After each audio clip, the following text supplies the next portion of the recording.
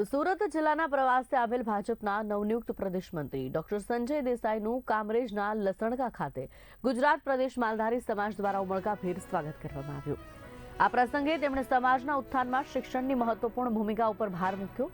આગામી 25 તારીખે દક્ષિણ ગુજરાત ભરવાડ સમાજ આયોજિત સમૂહ લગ્નમાં 67 દીકરીઓ પ્રભુતામાં પગલાં પાડશે। આ સમૂહ લગ્નનો સમગ્ર ખર્ચ દાતા રણછોડ ભરડિયાદરા ઉઠાવી રહ્યા છે। તેઓ પોતાની 2 દીકરીઓને પણ આ જ મંડપમાં પરણાવી સમાજને પ્રેરણા આપી રહ્યા છે।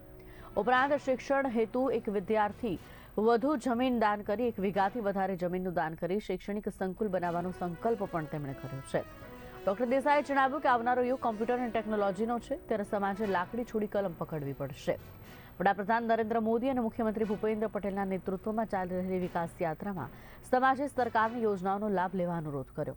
આ પ્રસંગે ભરવાડ યુવા સંગઠનની સક્રિય કામગીરીને પણ તેમણે બિરદાવી હતી। જય નગરલખા, જય વાળીનાથ, જય વડવાળા, જય ઠાકર।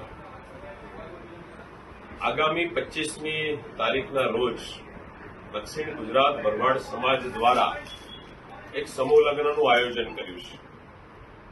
ભારતીય જનતા પાર્ટીના શીર્ષસ્થ નેતૃત્વએ મને પાર્ટીમાં પ્રદેશના મંત્રીની જવાબદારી આપ્યા બાદ આજે સુરત મારે લસકાણા અને કામરેજના માલધારી સમાજને વચ્ચે આવવાનું થયું। ખૂબ ઉમળકાભેર એ લોકોએ સ્વાગત કર્યું।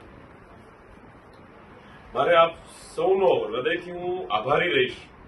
એક તો એટલા માટે કે માલધારી સમાજના 25મી તારીખે જે તમે સમૂહ લગ્ન કરી રહ્યા છો, આશરે 67 દીકરીઓ 67 દીકરીઓના સમૂહ લગ્ન થઈ રહ્યા છે। સૌથી મોટી બાબત એ છે કે સંપૂર્ણ ખર્ચો અમારા રણછોડભાઈ ભરવાડ દ્વારા, રણછોડભાઈ દાજીભાઈ ભરવાડ એમના દ્વારા આ આખો ખર્ચો કરવામાં આવી રહ્યો છે। એમની 2 દીકરીઓને પણ પોતે સમૂહ લગ્નમાં પરણાવી રહ્યા છે। સૌથી વધારે ધ્યાનાકર્ષક બાબત આ છે। અને એના કરતા એક સ્ટેપ ઉપર ચડીએ તો આદરણીય રણછોડભાઈ દ્વારા માં સરસ્વતી માટે પણ, એની આરાધના કરવા માટે પણ ભરવાડ સમાજનું એક સારું અહીંયા સંકુલ બને એના માટે 1 વીઘા કરતા વધારે જગ્યાનું પણ એમને પોતે સમાજને દાન આપ્યું છે।